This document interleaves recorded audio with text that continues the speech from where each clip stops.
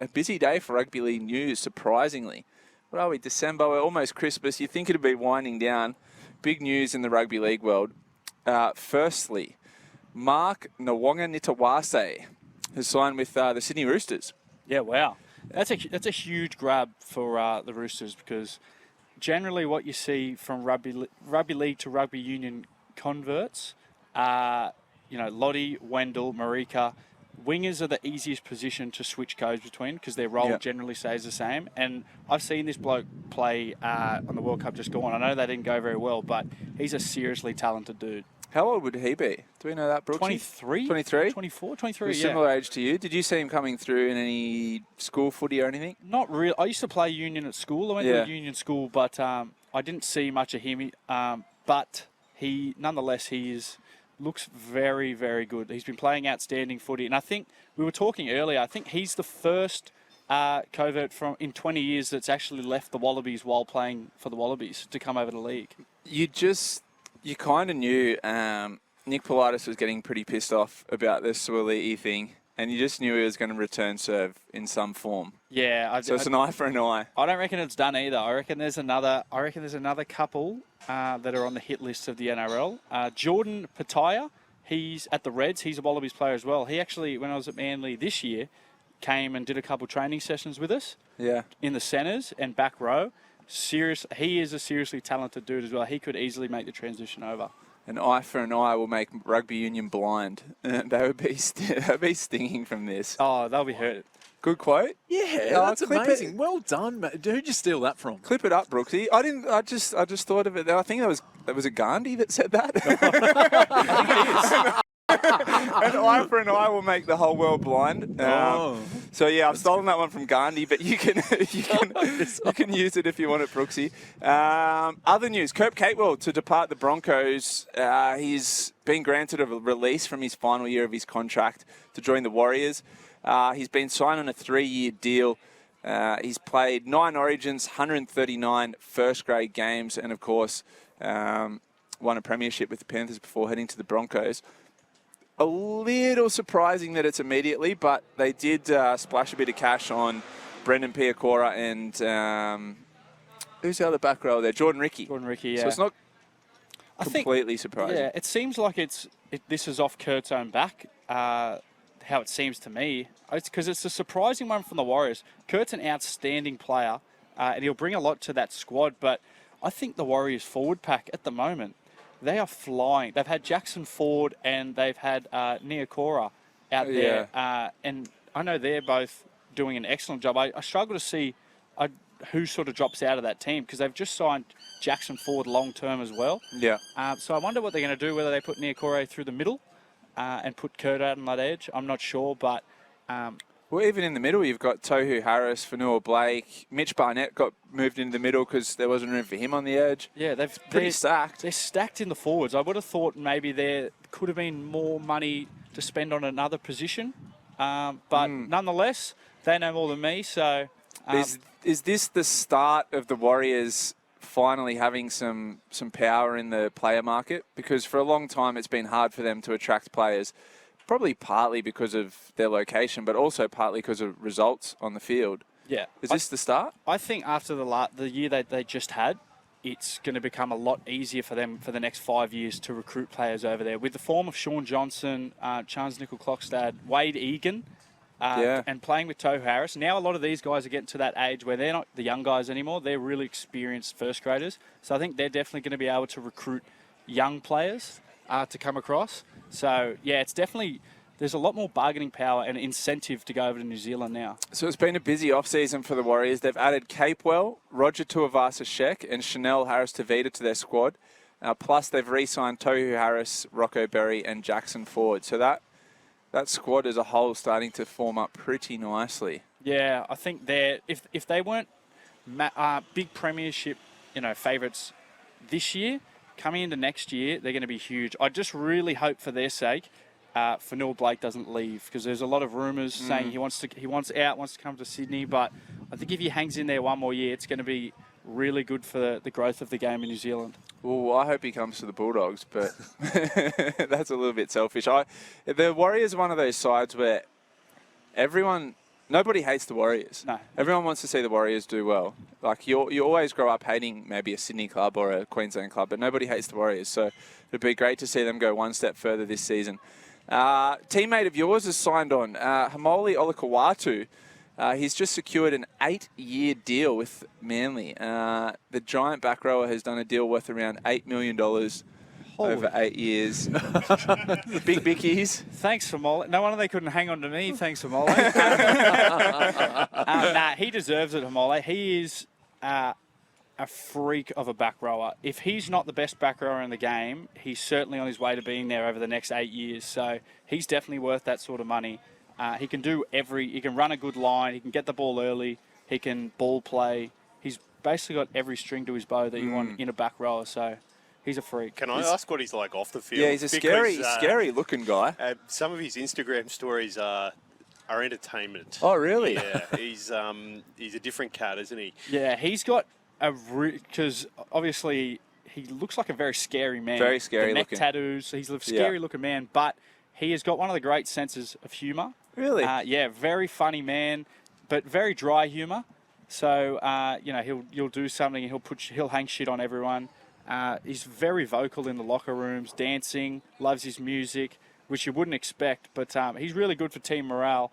And, definitely not what he looks like because he's very funny. Yeah, very scary looking man. Do you think there's any danger in these 8-year deals? Joel Kane speaks about it a lot on this show. When you get a player who's a big physical impact type player who basically relies on physicality, whether that be strength or speed, these long-term deals means that they've got to be at their peak physically for 8 years, and sometimes that's just not possible. Yeah, I think that's a good observation, good question, because obviously he is a player that relies on his physicality, and throughout your years, the more years you play in the game, the less you have to evolve. Yeah, you have to evolve. You have to become more. You see it with a lot of back rowers where they go from being a real ball runner into a bit of a ball player. Yep. You see it with your Glenn Stewarts and stuff. They're True. very physical early on in their career, and then they have to rely more on their smarts and their ball playing to create for other people. But I think even if he does lose that physicality, whether it be through injury or age, I think Hamole's got that string to his bow where he can, change the aspect of his game, and they can use him in a different way, whether it be as a decoy or whether giving it him early and he can play shapes off him. Yeah, I like it. Well, good signing for Manly. In other signing news, the West Tigers have lost Sean Bloor to the Melbourne Storm. He was originally going to be swapped with Justin Olam. That hasn't eventuated as yet, but I find that weird seeing that. I know Justin didn't have his best year last year, but a lot of the reports coming out saying that they've been offering him to other clubs. I find that very obscure from the Storm because he's done such a good job for the last 3 or 4 years for him. Yeah, well, it may not necessarily be gospel because it hasn't been done yet. So the Storm have signed Sean Bloor for 2025. They're always a bit awkward, those deals. Do you think as a player that's awkward knowing that you're leaving the next year? I don't think so because I think it's just the way it is. It's been like that from the start. I know Brandon Smith last year when we were at Melbourne, he signed in November for the Roosters. He got himself in a little bit of trouble as well. That was awkward because he went on a podcast and probably said some things about the Storm and wrapped up the Roosters really highly, which didn't go down very well at the club. I bet. But I mean, that's the way it is in rugby league. It is a soap opera of a game. There's a lot of drama, so these things blow over pretty quick. I remember the first day he came in, it was very tense between everybody in there. It was an awkward topic, but after a week, everyone was making jokes about it and putting shit on him. So okay. These things tend to just boil over. Yeah. How's he doing in Sydney? Do you catch up with him much? I catch up with him. I caught up with a little coffee with him just before I came on this, actually. He's going very well. He found it very hard. I seen him talking on the radio the other day, talking about his transition from Melbourne to Sydney. Yeah. And I found it as well, just the bombarding media that you receive here if your team's not going good. Especially they were premiership favourites going into the season last year. And a lot of that was on him. He signed a big deal. And he knows he didn't play as good as he wanted to the first half of the season. And he got hurt. So he just was, he's still getting used to that Sydney media. He's not used to it. Down in Melbourne, you get away with whatever you want. So I think he's definitely going to be better off. And I reckon he's going to have a really good year this year. He's done a pretty good job, well, to my knowledge thus far, of staying out of the media for the wrong reasons. When he announced he was moving to Bondi, I just thought, ooh, there's potential for problems there, but he's kept a clean slate. He has. He's kept himself very clean, actually. Very surprising to me as well. I thought I'd be seeing him on the front page a few times this year. But no, a lot of it's just been football related, which has been good. He doesn't look like it, Missile, and sometimes he doesn't market himself like it, but he's very intelligent. Very book smart and holds information really well, recalls stories from years and years ago. So he's very smart between the ears. He just doesn't like to let people know it sometimes. That helps. Now, I just wanted to let you know about something, Cooper. Our listeners will be tuned into this. I was on this show last week, and Brian Fletcher said to me, it is a joke how many players are signing or being linked with the Bulldogs. They can't possibly afford any more players. It's a joke. This is a Roosters man saying this. I'd like to know what Fletch thinks now about a Wallabies player signing for the Roosters to go along with their other wingers, Daniel Tupu and Dom Young. Suoli'i also at the club. I mean, Fletch, if you're listening, hello. Seriously. Yeah. Maybe they've got some salary cap left over from Suoli'i signing over. If they had... I don't even know if they have a salary cap. I'm not sure. I'm not sure at all. Or maybe they're all taking unders to try to win a premiership. I thought at first Fletcher was taking the piss, Brooksy, when he's said how fed up he is with players going to the Bulldogs and, you know, how can they possibly afford any more players? I thought it was a piss take, but he's genuine, isn't he? It was surprising. I thought I was laughing along with him as I do. And it was like, oh, he's actually serious here. And he put an embargo the next episode that we can't talk about Bulldog signings on the show. He's that passionate about it. Oh, really? I will say on Fletcher's, the amount of announcements I have seen the last 3 months from the Bulldogs, they must have 40 players signed. They're signing anybody who's been let go by any club. They just snatched them right up. So well, in the top 30 squad, I think they've got something like 29 utilities, 1 front rower. So it'll be interesting to see how they roll out that 17 next year. A lot of utilities at the Bulldogs. Now, young Connor Tracy, who's signed with them, there's talk he's going to miss the first 6 weeks of the NRL rounds. Yeah, that's disappointing. But do you reckon they found out that day he was signed for the Bulldogs and they just put a target on his head? Yeah. They just pumped him at training. Yeah, going for his knees.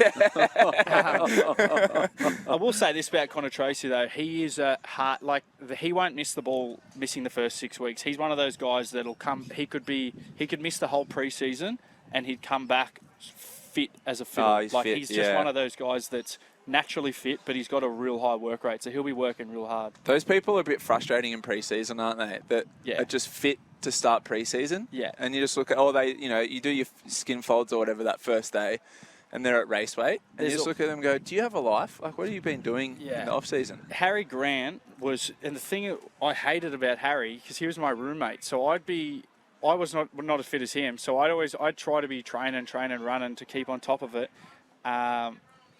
But Harry wouldn't be, and he'd do maybe 1 run before and then win the whole yo-yo test, beat everyone. He'd get like 19 something and flog everyone, and then he'd be that guy in the locker room going, it's so weird because I haven't even trained. That's very frustrating. There's one of those in every team, squad, sport, always. Yeah. I feel like it'd be the girl in the teen years that are going, it's so weird. I've been eating whatever I want and and not putting weight on. All right, you're on the run home with James Magnussen.